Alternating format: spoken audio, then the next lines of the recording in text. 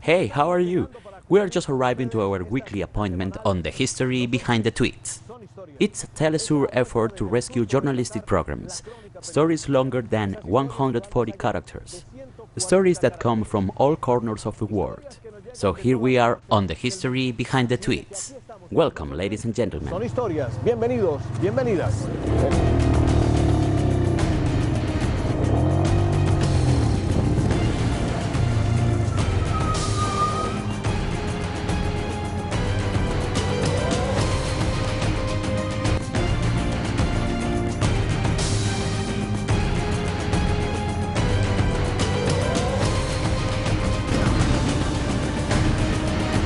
No son tweets, son historias.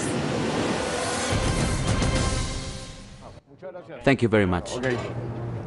Bueno, y aquí estamos para presentar nuestra primera historia. Here we are to present our first story on the history behind the tweets. According to history, they say it was by force, as shown by immortal Puerto Rican singer Cheo Feliciano, the man that left us on the same day Gabriel Garcia Marquez spread his wings with his yellow butterflies. Amarillas. Esta historia. This story also has a lot of resistance, just like this song, Anacaona, but it also has a lot of courage to continue to be, in spite of everything, to keep the dreams coming. In Sao Paulo, the lack of space in wealthy areas causes real battles between the biggest construction companies. In 2013, 33,000 new properties were put up for sale. The most coveted region is the South Side. It is there that we find a community that is determined to remain united. There are about 1,500 Indians from the Pancararu tribe, and it is here where they try to preserve their traditions.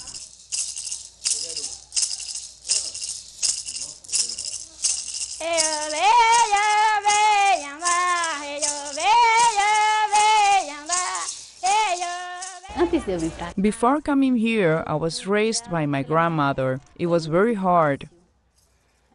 Many times, if you had lunch, you wouldn't have dinner.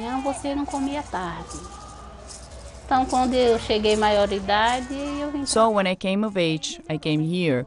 Things got a little better. I knew that here I would find things I would not find there, but I had to come. I was afraid of crossing the street. I thought cars were after me. I was afraid, very afraid. The Pancararus created this poor neighborhood in the Royal Park. It's an old migration. They came here and started to work on the construction of the stadium of Morumbi. This stadium started to be built in the late 50s.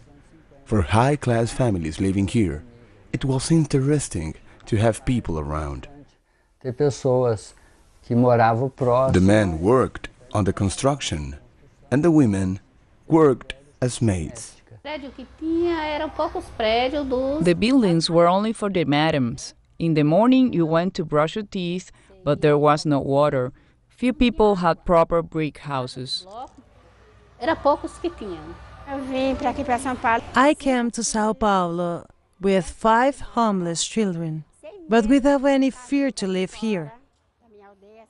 White people think Indians are animals, but we are not. We are human beings, just like anybody else. A lot of people come to work, but they don't say they are Indians. Many people laugh when they learn that we are Indians. I'm an Indian, and I'm not ashamed to say so.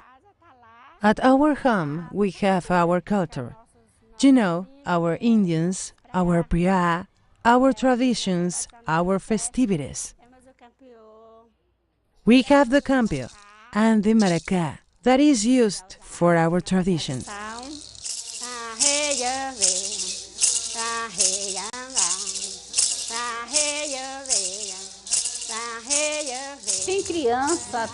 The Indian children, the teenagers we have here, they are my children too. They are not these children that won't go to an indigenous party. They attend, but they don't participate. They feel ashamed of dancing.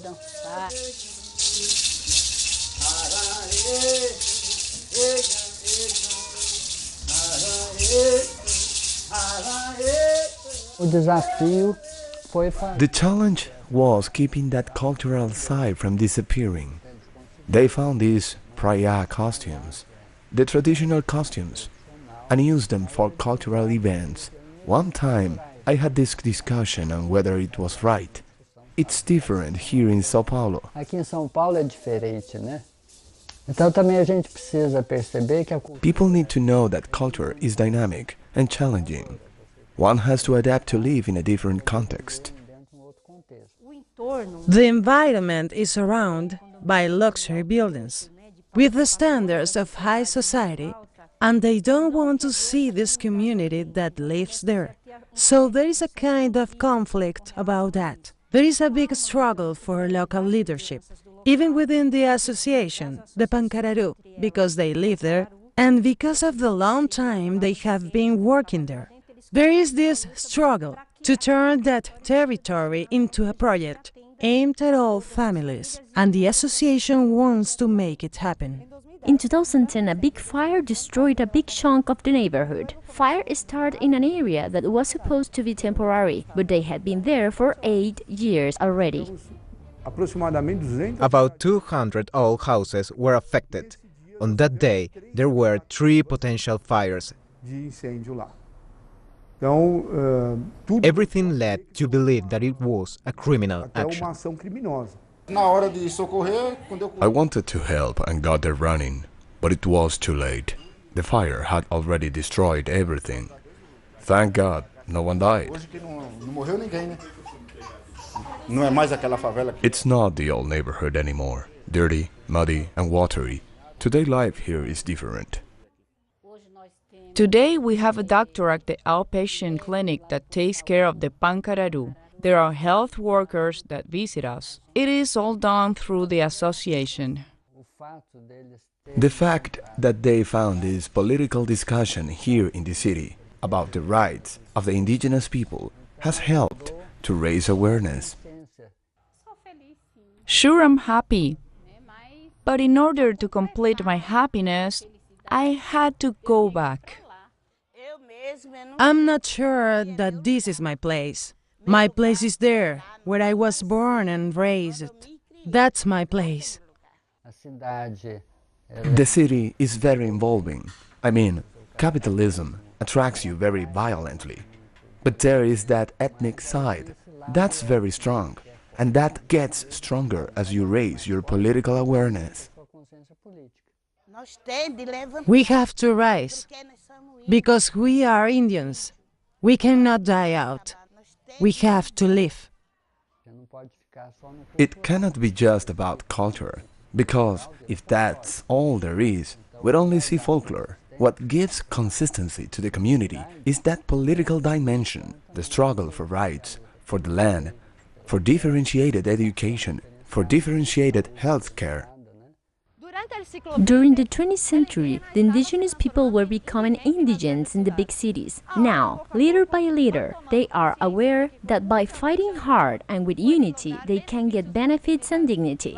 The concrete jungle is unforgiving, but, if possible, oppressed communities are conquering spaces. Nina Lisenberg, de São Paulo para Telesur. There's no doubt, our theme is the stories that take more than 140 characters. That's why we try to open our own Twitter account with the name of our program, and not even there could we get the space. That's why we like depth, and we had to open a different account, at Crónicas Telesur, where you can follow us. We'll be right back on our space, the history behind the tweets. En nuestro espacio no son tweets, son historias.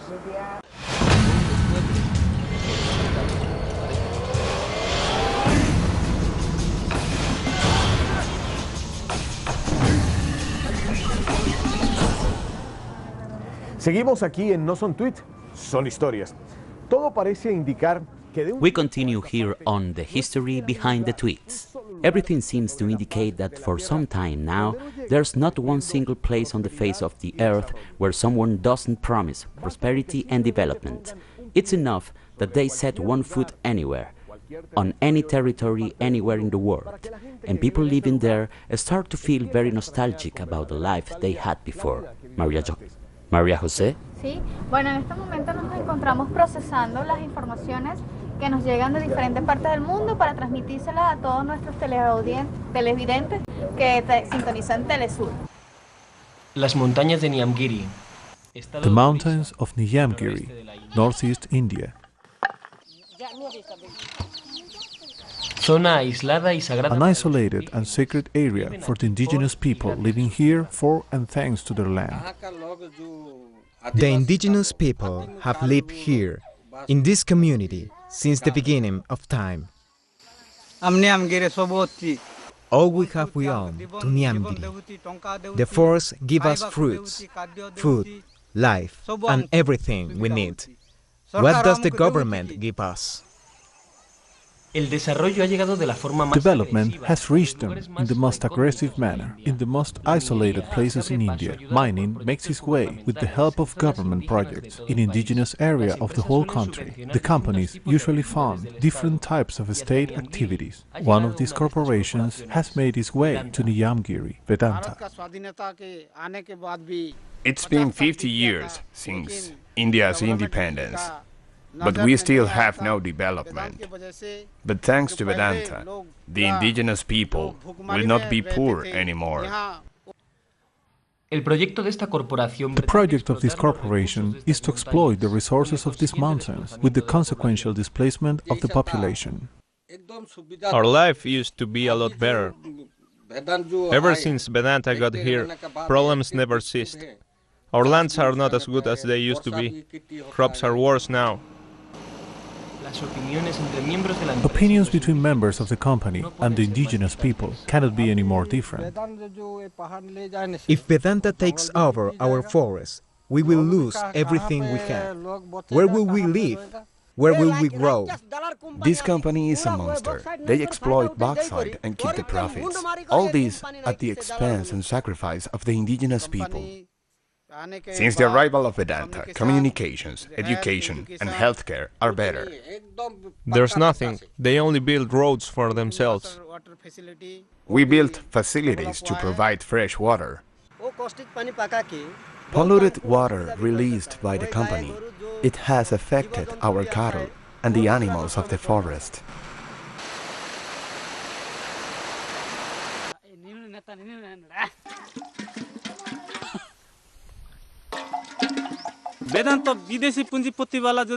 If capitalism from the outside comes to steal our well-being, then the mountains, the water, the food, the air and the crops will cease to exist. In Niyamgiri, we will not give up. No way. If they take our mountains, we will lose our God. We will be left with nothing. That's why we created the Niyamgiri Committee. In the face of the possibility of losing their gods, the indigenous people of Niyamgiri started a struggle in 2003, a struggle that will make history. They covered hundreds of kilometers through forests and jungles, one community at a time, telling people about the mining plans in the area. We decided to make a march carrying red flags. Even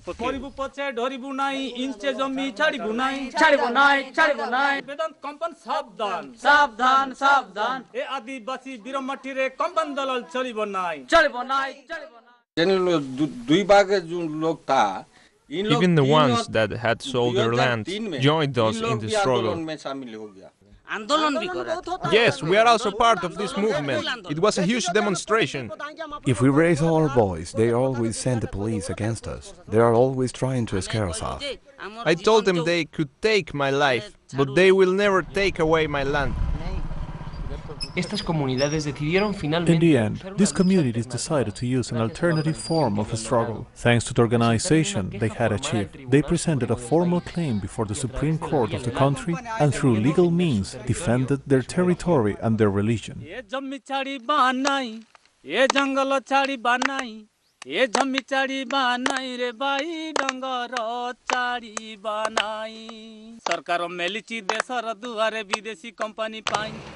विकास नारे देशर संपत्ति company को देबा पाई ए जमीरे श्रम जहार ए जमीरे ता अधिकार साहुकारो tarot जमी को चढ़े गरीबंक मधे बंटी बाबा ई जमी को छाड़ी बनाई डोंगरिया कंद और कोटिया कंद का Thanks to this movement, we can win at the Supreme Court, thanks to the voting in our villages.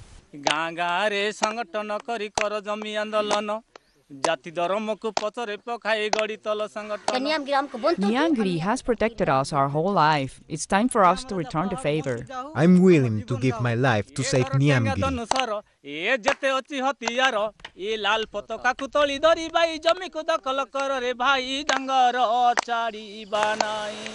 Al final del 2013, In late 2013, the anticipated decision finally arrived, surprising everyone. The court decided in favor of these communities and ordered to stop some of the works. This precedent could cause a cataclysm in the voracious development of India. Putting their weapons aside, these people managed to defend themselves from the abuses of big corporations, at least for now. Olvídelo. Definitivamente. Forget it.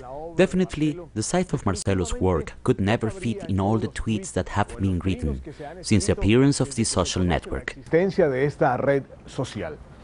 invitation is to, after the break, watch this beautiful story and to be moved by the courage of Marcelo. Our program is called The History Behind the Tweets.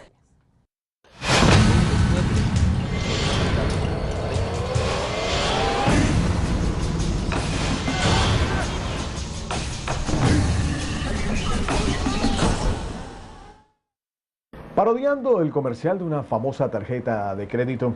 As a commercial of a famous credit card says, promising its holder the power to buy almost anything, some things just can't be bought. Marcelo's courage is an example of those things that can't be bought, not in installment or with one single payment anywhere in the world. Raiza, let's watch this story together.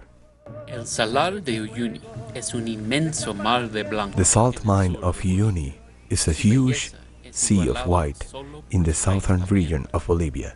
Its beauty can only be equaled by its isolation. For centuries, it was only a source of survival for the indigenous peoples of the region that took its salt. In the last few decades, the salt mine became a fascination for tourists, bedkeepers, adventurers and celebrities. They made it famous, but in 2007, the landscape changed. Cambia el escenario.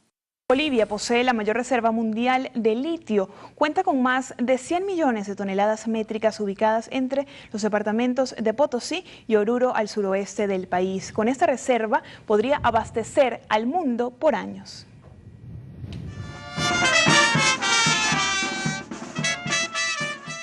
Los expertos estiman que en el mediano plazo los automóviles eléctricos con baterías de litio dominarán el mercado mundial. Las empresas electrónicas. The most important electronic companies are starting to arrive in search of these riches. But Bolivia's new president, Evo Morales, is very clear. History will not be repeated in Bolivia. Con mucho orgullo debemos decir, nosotros ahora vamos a empezar a industrializar nuestros recursos naturales, que hay una nueva energía, que es litio. Por tanto, estamos hablando de algo histórico.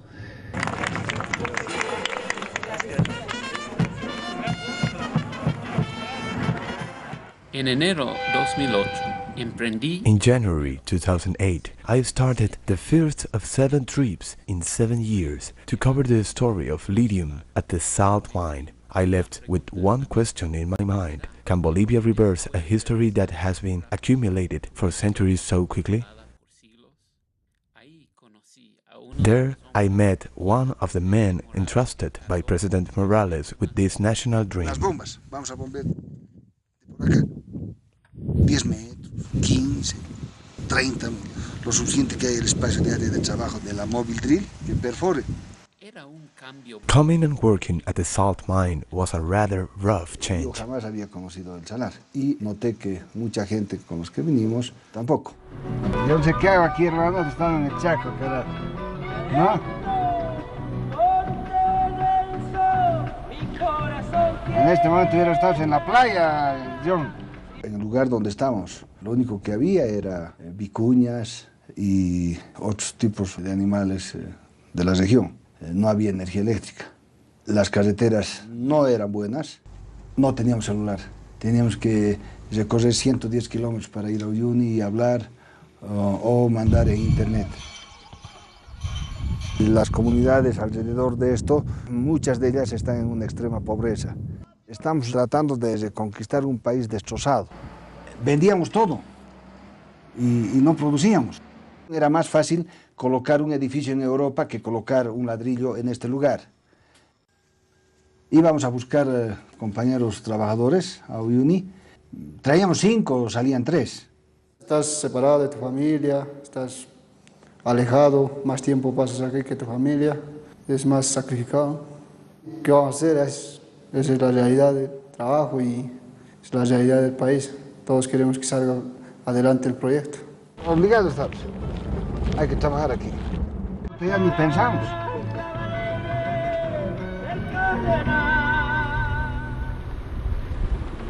Estamos abocados en sacar la planta, no hacer funcionamiento.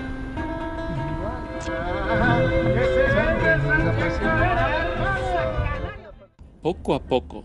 Little by little, the national and collective effort was turning into a daily dream for Marcelo. Creo que en la historia de esta república es la primera vez que se da un fenómeno en el que nosotros los bolivianos podamos industrializar nuestros recursos y a la misma vez nosotros podamos distribuir. Para nosotros es bien complicado inicialmente, porque el litio, que es algo que nosotros no teníamos ni idea de lo que era, y la visión política de hacerlo nosotros, los bolivianos. Entonces era doble reto. En las comunidades había grandes... There was great expectation at the communities. Salt workers don't get many benefits from tourism. They expect the lithium industry to have a different story and to bring development. Todos sabían que... They all know the world demand for lithium will only increase in the 21st century, but many analysts and media questioned Bolivia's ability to create its own industry. Yo he investigado y conozco cuál es la racionalidad con la que actúa el burócrata en una empresa estatal. Una cosa es decirlo y otra cosa es hacerlo. Me anticipaba que iba a fracasar. Primero hemos ido por todas las comunidades a decirles el objetivo del proyecto. Porque no puedes venir y asentarte si no tienes el visto bueno de las comunidades. La salmuera, ¿no? El líquido que está aquí por debajo. Entonces esa evaporación o ese proceso de evaporación tiene que realizarse en el sitio. Si esperamos mucho tiempo, esa sal se mezcla con otra sal y ahí vamos perdiendo litio.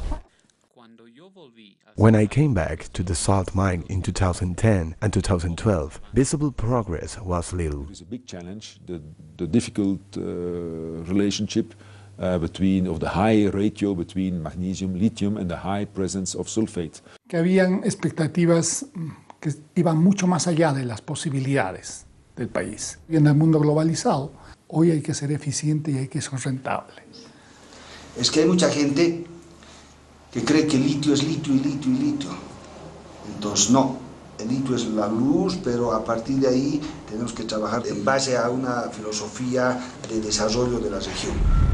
Ya no vamos a depender para la producción de otras personas, sino nosotros mismos, con nuestros propios problemas, vamos a desarrollar la producción con tecnología boliviana. Crearon una empresa estatal que no tenía ideas muy claras para negociar con las transnacionales. Digamos que inicialmente se hubiera contratado una empresa, ¿no? El trabajo que teníamos que hacer en 5 años, ellos lo harán en 3 años. Pero hay cosas que no se compran, y lo que no se compra es justamente eso, ¿no? Lo que no puedes comprar es esa autoestima. Sería interesante ir a una tienda, véndame autoestima. Hay que iniciarlo, hay que desarrollarlo, hay que crearlo, hay que trabajarlo, es un esfuerzo. Volví al salar. I went back to the salt mine on January 2014 and I was surprised. Marcelo took me to the same spot when we interviewed him years ago. Debajo de esto salmuera. Se bombea la piscina. A todas las piscinas. Después de eso, cuando se evapora, entre piscinas va a pasar de una piscina a la otra piscina a la otra piscina. Estamos en medio de las piscinas de evaporación que están para construirse. Lo que vamos a ver es salmueras, líquido. Vamos a bombear la salmuera. Pues va a ir evaporándose y una vez el producto de esa evaporación va a pasar de una piscina a la otra piscina.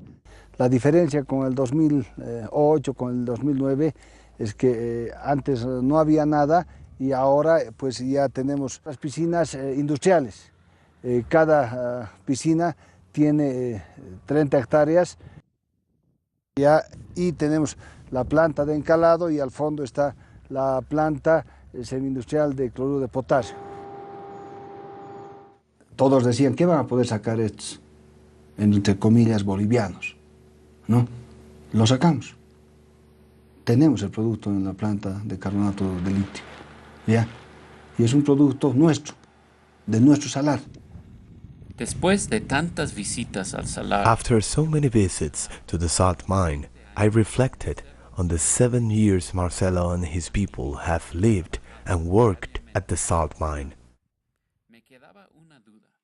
I still had one doubt. Besides the work, on a personal level, how do you keep your sanity here? Hay de todo pues en la vida del hombre. Entraba con el jeep y nadie entraba casi en noche. Casi nadie entraba al salar. Le tenían un terror al salar. Aquí no hay nada. Es una abstracción mental que te tensiona.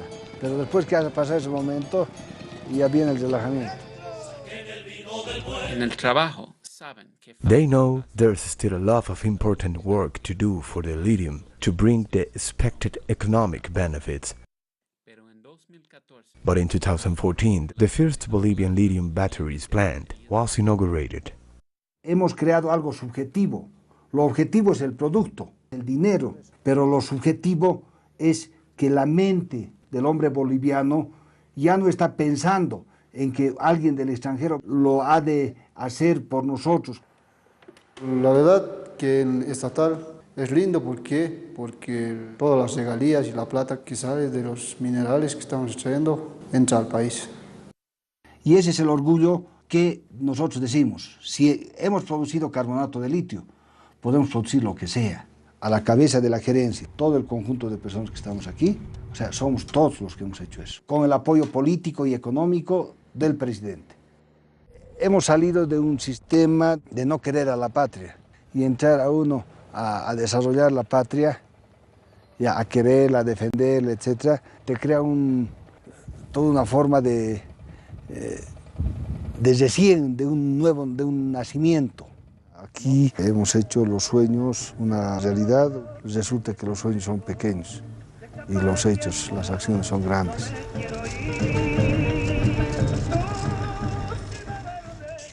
Desde La Paz, Bolivia, yo soy Noah Friedman Rudavsky para Telesur. Definitivamente una hermosísima historia. A beautiful story indeed.